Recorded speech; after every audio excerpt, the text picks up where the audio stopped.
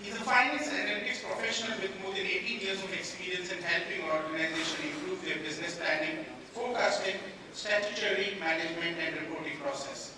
Amit has consulted and deployed FP&A solutions at some of the largest enterprises in India, Southeast Asia, including Tata Group entities, Aditya Birla Group, and Mahindra & Mahindra and Vedanta.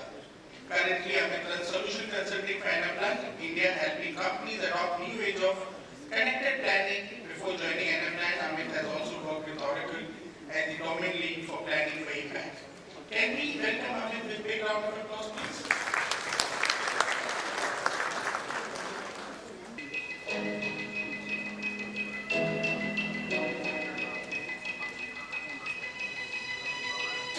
To me, connected planning means pulling together parts of the business that can't come together any other way. Connected planning is exciting because it brings speed to our decision making. That allows us to get the right product in the right place at the right moment for the consumer.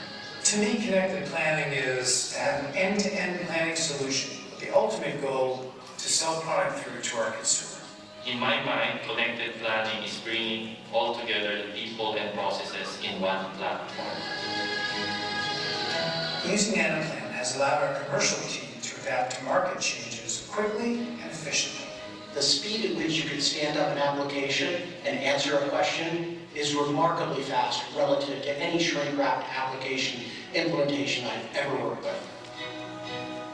Using the Anaplan platform, we've been able to easily collaborate both internally and together with our distributor partners. Now with Anaplan, we're connected. Interaction and collaboration is seamless. We realized that what was actually more important to us was flexibility, the analytics that we needed, the ability to truly customize the solution or the model to be what we wanted. The value in Anaplan is that we have one source of the truth. That's hugely important for the business. Before we were just process integrator, but now with Anaplan, we are a solution provider.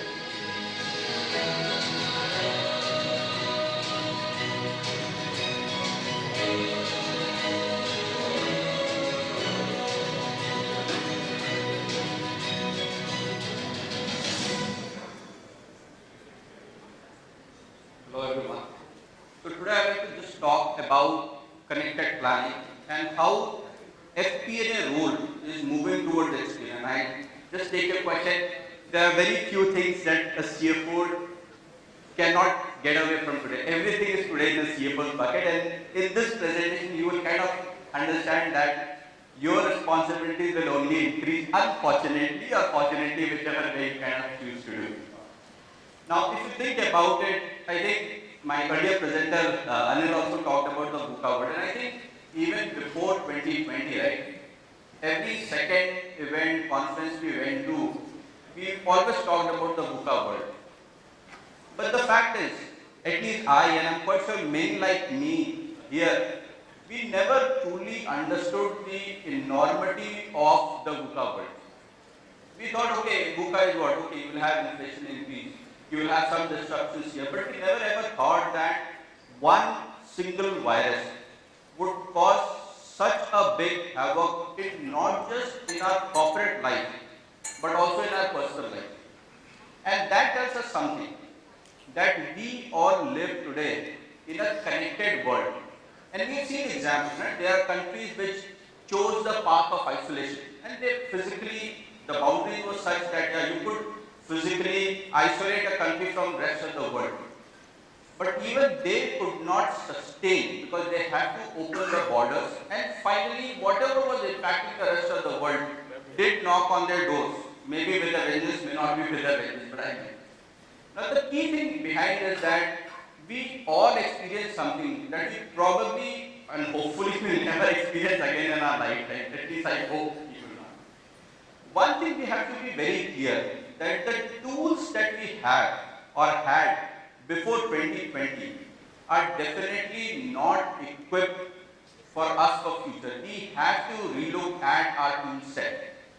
And one of the things that we have to kind of look at is that we cannot live with the old ways of doing stuff. Disparate system, manual processes, dependence on people. We one day figured out my office is closed, my laptop is in office, I can't do anything, right? that all my business processes from reporting, everything was getting impacted. And now we are seeing this kind of examples just increase, right? One of the states which we probably all have heard about the fact that we used to say, oh, if a butterfly flutters its wing in one part of the world, it causes a hurricane in the other part of the world. We again never knew what that really meant. It is a good statement. It's a French mathematician who came up with that statement. But we saw one single ship out of, I don't know, thousands or probably millions of ships in the ocean. One ship getting stuck in Suez Canal had such a huge impact on supply chains of so many organizations. Food were not getting delivered and so on. So the bottom line is, we need to relook at what tools we have to be future-proof. Now, if we go ahead and see from a finance perspective, the circumstances are similar. It is the enormity of those circumstances have increased. Now, I'd like to share a story. It's a historical story. It's an actual one. Which was actually the grandson of Genghis Khan or Genghis Khan, which the English pronunciation you want to kind of pick up. And under Kublai Khan, the Mongolian Empire was the biggest in the world. Actually, from one end of China, all of China, Korea, to the other end, which was essentially Europe, he had all of this territory. And he decided to attack Japan. Now, Japan, for years and centuries before that, did not really had an external conflict. They did not ever have things like an expeditionary force come and attack them. And Japanese culture was the samurai culture, if you think of it. More one-to-one fight, honor in fighting kind of stuff. And then you had Mongols, which were, sad to say, but let's say savage in their fighting technique, right? They were not known for, I would say, battle curtsies, for example. Now, this force went and attacked Japan. Japan was underprepared. They had good or heavy losses, but they had luck on their side at that point of time. And there was a storm which came, which kind of destroyed most of the ships which were there with Kublai Khan. What Japan got is what we call as opportunity. And we as finance professionals, all of us have got this opportunity. We have this opportunity to go ahead and change, to go ahead and enable our organizations to be digital. Yes, I heard a lot of people say, okay, there are challenges, what will we do? AI ML is a black box for most of us. Now, we understand as a word an AI ML, but what is inside the box? But we need to take that step sooner or later. So now what we'll do is, I will ask you to take out your cell phone, but don't take your messages. We want to do a quick survey, a live survey of all these people who are there in the room. There is a QR code on your table. You can scan it with your smartphones, or you can go to menti.com on your browser and put in this code. The code is 69236797.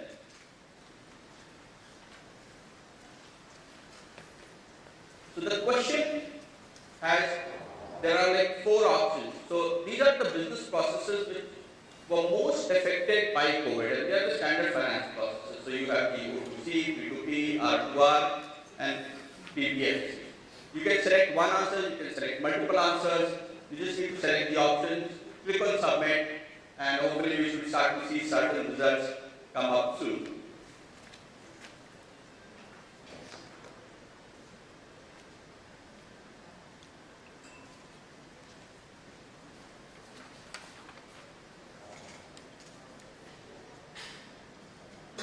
Yeah, so we can start to see some results come up. I think, oh, great, 72 people have put in. I think we'll give another maybe 20 seconds.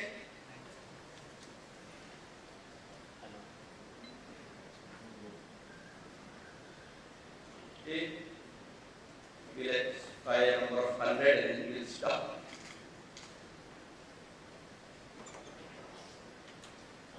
Great. So this is what you all feel. We did a similar survey on this basis. We took the survey using FSN as the organization, and they came up with these numbers, a little bit different. I think there are definitely some trends. What the report was probably the least impacted. We also kind of came up with a similar kind of numbers. One of the things that came up was budgeting, planning and forecasting was the most impacted, because it was traditionally done as a very collaborative process. If you think of all the others, they are system processes, right? Our order to cash is all going through the system, purchase to pay is all through the system. Our record to report is 80% through the system, 20%, yeah, you can kind of look at the data, do certain adjustments in it. Planning, budgeting, and forecasting is a people task. Traditionally, we have all been doing it manually. Now, why is the difference important if kind? Now, if you look at the future of finance, and we had the previous visit also talk about finance, or CFO started off as accounting officers, right? They were like AOs, I would say. Where controllership or reporting on actual or keeping the books clean or good was the primary job of the CFO. Now that was way back when finance as a function developed in most organizations or started to develop in most of the organizations. But as we went to more modern age, maybe from 2000 onwards, we started to see a new paradigm where planning for business started to become important. It was still a small part of our job, right? Most organizations, when I started in this area, used to do planning once in a year. It was, okay, it may take 3 months, it may take 2 months, but it was done and decided once, printed, and put into file, gave it to the board members, and I'm done. Now, if you look at the future, in terms of finding value of what we are doing as a department and individual, which impacts the business, is the area of business planning, and not just financial planning. I just want to leave it. Not just financial planning. It is essentially business planning, where you connect across the overall chain for the organization. That is a very key underpinning thought. Don't look at your role as just an FP&A or a budget carrying or a budget distributing department. You are the glue which is essentially keeping the rest of the organization. So what are some of those priorities that you can essentially look at when you have to deliver this? So, in addition to being the chief firefighting officer, I'm quite sure that role will never essentially go up for the CFOs. We have started to see the role of CFOs become like a chief planning officer. In fact, there are now organizations globally where this role is now carved out to be a specific role which is just focused on being the planning officer or the chief planning officer. Why? Because you don't have to do the same things, or you can't live it doing the same things as you used to do in the past. You have to fundamentally redefine the process. Now, even I would say in 2019-20, most of the people that I used to talk to in finance would say, oh, now we are going to a quarterly or a monthly, right? Nobody would go below that. Now my customers, the prospects are talking about, you know what? We need to do it weekly. I need daily. I want to figure out a plan if this particular ship is getting delayed. What is the impact of me buying raw materials from an alternate source, and what does that impact into my cost? I cannot wait for a month. I am not a reactive organization. I am a proactive organization. So it is very important for us to do, and we have to learn new things also along with. We can't live with our old accounting background only. We have to relearn that. We have to learn. We have to be digitally enabled, not in a technical sense, but in terms of a business. But why finance, you may come around. So we did a survey, and it came out that 55% of the attendees said that finance is that common department which can actually help collaborate a planning. So you are still at the center of it, and that role will only increase in the future as well. You will work with all the other departments. They have other areas of play also. But the role of a CFO in terms of leading the planning will only continue to increase. Now, what is the new expectation? So we talked about it. I think some of the audience talked about the fact of, okay, business continuity, for example, downsizing or redundancy or learning AI ML, for example. Now, you need to have an automation. It cannot be manual task that somebody said, somebody incorporates that, etc. It has to be able to run in, I would say, pretty much, or at least to a certain level, a lights out process. It's an automatic.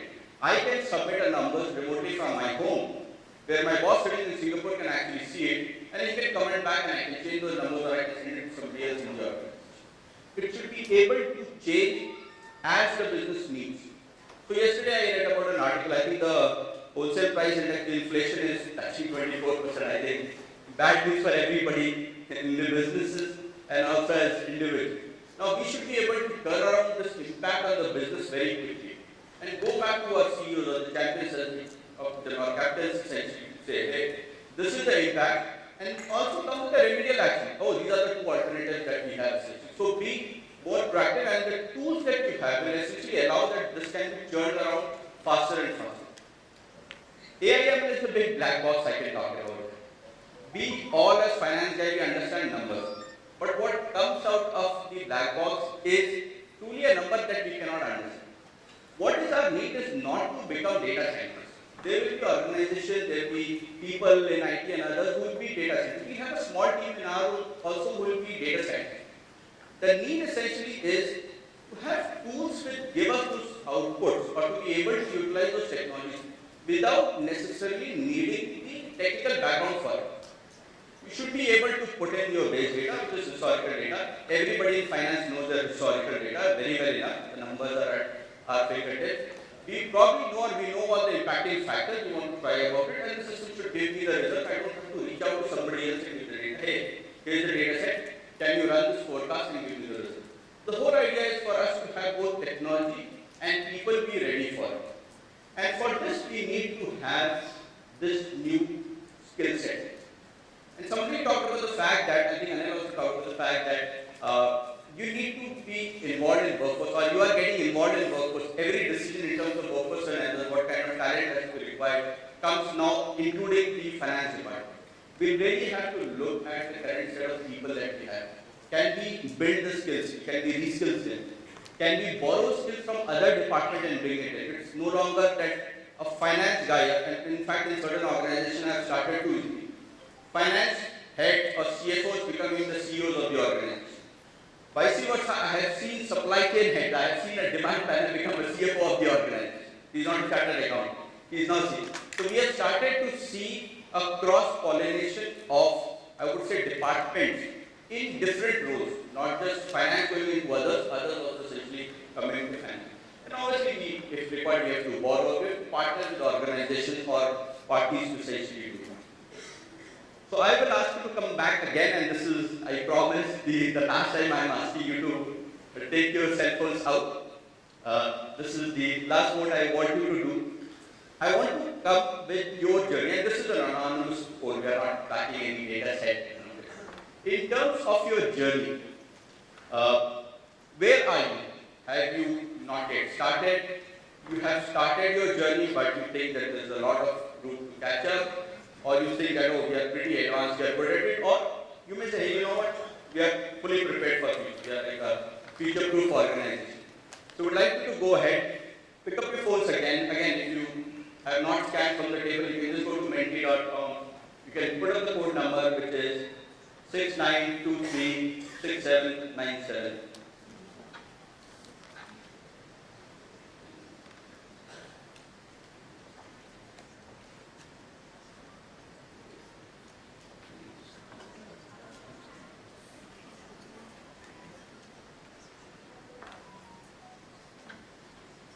When you are voting.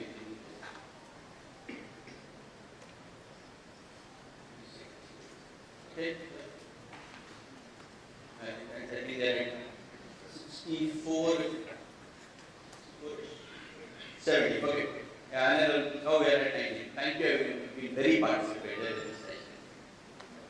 So I think again, very good data set that we have shared. I think most of us understand the importance of it. I think we kind of taken ahead with that journey. Again, if we go back to our slide, and again, the same survey that I talked about earlier, we kind of extended the same question to that audience, say, hey, where are you in that journey in terms of adopting digital technologies? Next. And you see your results pretty much are very similar to that. So if you see it, it's almost like a bell curve kind of stuff. So obviously there are some people who probably are ready or maybe more advanced than others in terms of their journey. There are also organizations which have started to understand but probably not started. But a lot of people are in that journey to ensure that they are more resilient in that particular process.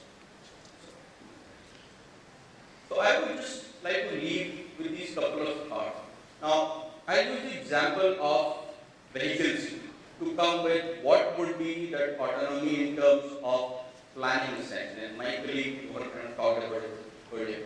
Now think of your car 10 years back. It used to drive, it had an AC. It had no sensor. Switch on your light, switch on your wiper, no reversing camera, no reversing sensor. We had, I would say, good driving skills that we typically did not bang our cars by reversing, so on and so forth. But we had really very basic and did it job. Now think of the cars that you drive today. Can you live without things like the sensors? At least your reversing sensor, your reverse camera with guidelines. If you have cars which have automatic headlights, rain sensing wipers, so on and so forth. That is the world which is there. And the future, which is already there. Think about Teslas in US and others, right? Self-driving cars. You see videos or news of people sleeping in their car and driving to their destination. So that similar journey is also happening in the realm of enterprise planning. This is what our traditional tools were, 10-year-old or even 20-year-old kind of stuff. Connected planning is the truth today. If you are not on it, you are still driving a very old car. It's probably time to change. I think that 15-year-old will come, we'll probably have to change our cars if we have an older car. And then there is a future which is already present and organizations kind of take it there. Now, what is important is that the journey is available. Wherever you are in this part of the journey, whether you are still at to decide somewhere in the past, but you can still adopt business processes and things to get the big business outcomes for your organization. And some of those examples is what you heard from some of our customers at the beginning of the presentation when we did that review. Beyond those customers, we are now globally 2,000 plus customers globally. We are present in India for now 5 odd years. We have 30 odd plus customers in India, some of the biggest names in India which we are using. And with that, what we will do is we quickly want to show you a glimpse of that art of possible. We won't go through all of it, but we'll kind of show you some snippets of stuff that we talked about, right? Saying that, hey, what kind of scenarios can I come up with?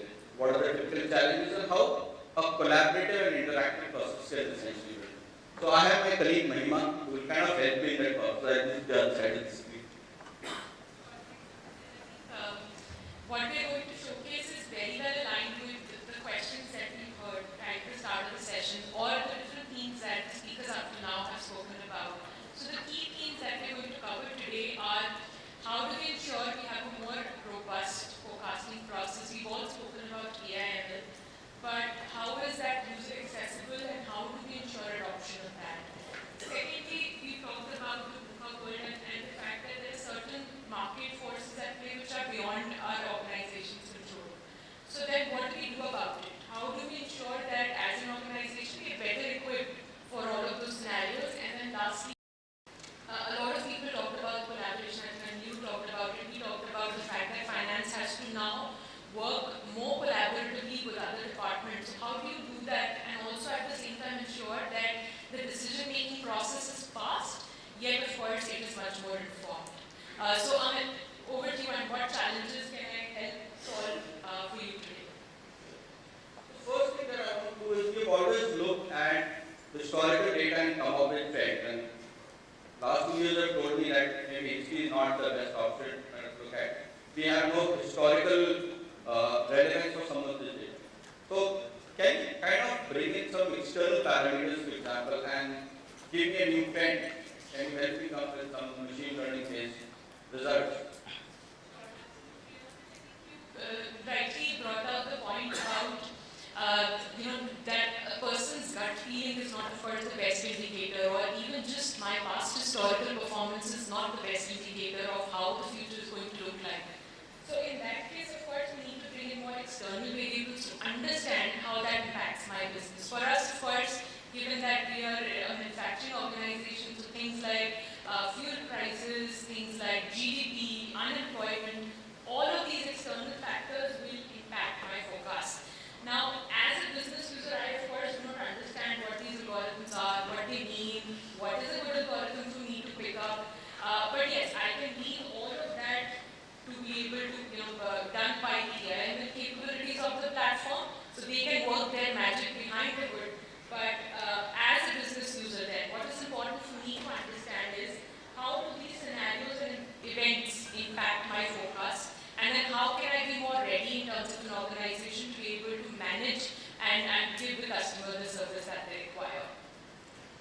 Thanks, Mahima. I think the data looks good. One of the things I want to go is certain options to my CEO to say, hey, now that the inflation is so high, my raw material prices are going to the roof, what is the impact on my cost of goods sold and what products are getting impacted? And if we want to still keep our existing margins, planned margins in the product, what price should I sell those products at? Yes, absolutely, Amit. And while of course there are market dynamics at play that are beyond our control, but they impact our margin heavily. For example, here we can assume that the X% inflation or Y% inflation, but my business needs to be prepared as to what is my plan going to be if the inflation is going to be X% versus Y% versus Z%. So I need to be able to have an alternate plan created and be ready to roll it out as the market dynamics change, because I need to have a more proactive rather than a reactive approach. So then Anaplan can help me firstly understand, saying, basis certain assumptions that you've made for the business, it highlights which are the products which will not be able to meet the target margins.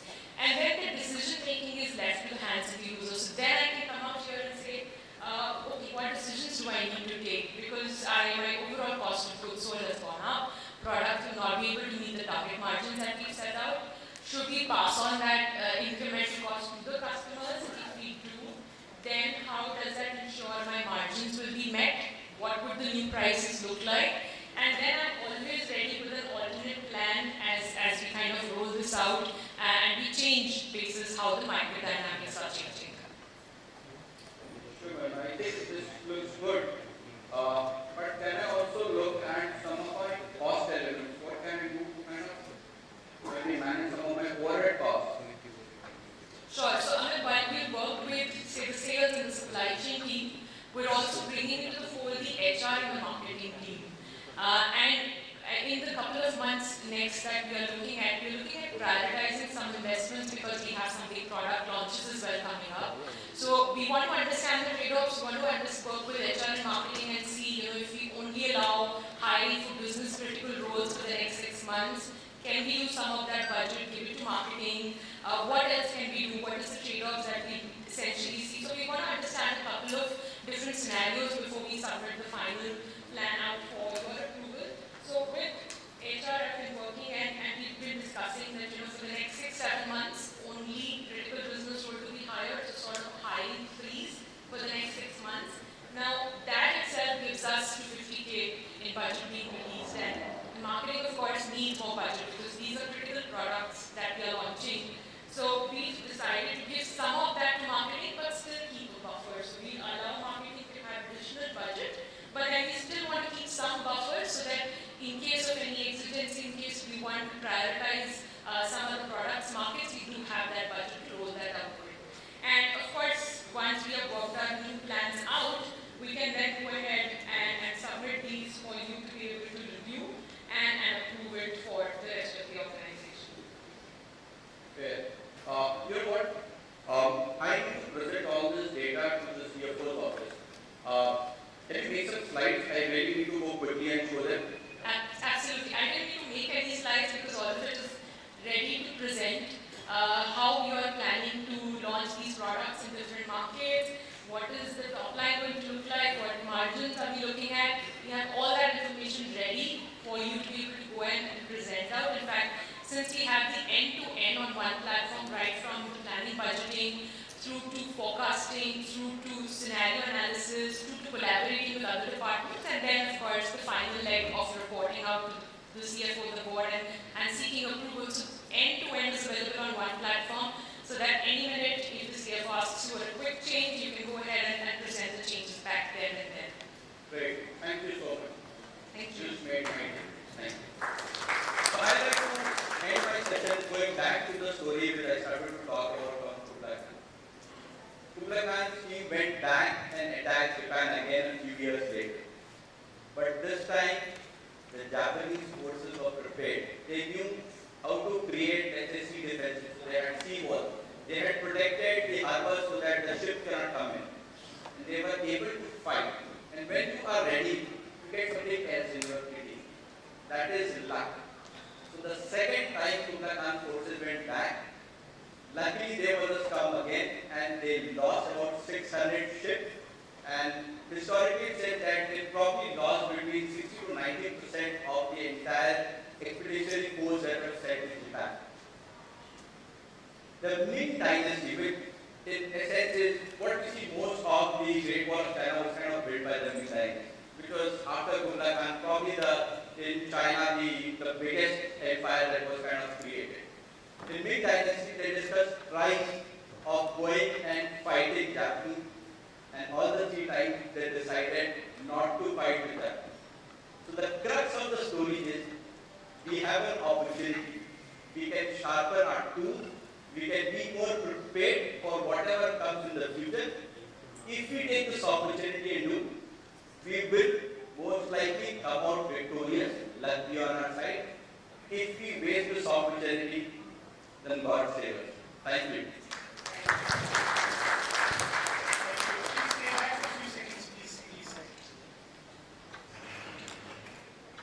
Can I request Narayan Shroff